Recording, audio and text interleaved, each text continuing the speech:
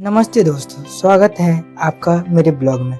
आज हम करने वाले हैं मुंबई के सबसे प्रीमियम और खूबसूरत इलाकों की सैर। जी हाँ, मैं बात कर रहा हूँ कफरेट की। यहाँ की सड़कें, यहाँ की बिल्डिंग और यहाँ का माहौल सब कुछ एकदम अलग और ख़ास है। दोस्तों, कफरेट मुंबई का वो एरिया है जिसे साउथ मुंबई का पेस्ट जोन भी कहा जाता है। यहाँ आपको मिलेंगे ऊंची ऊंची गगनचुंबी इमारतें, चौड़ी सड़क और मॉडर्न लाइफस्टाइल का नज़ारा। यह इलाका gateway of India, Taj hotel और मरीन ड्राइव से कुछ ही दूरी पर है।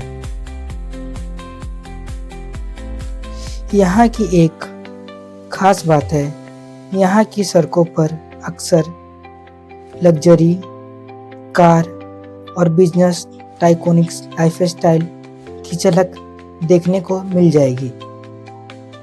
कफरेट मुंबई के सबसे महंगे रेसिडेंशियल एरिया में से एक है। यहाँ की बिल्डिंग से अरब सागर का नज़ारा देखने लायक होता है।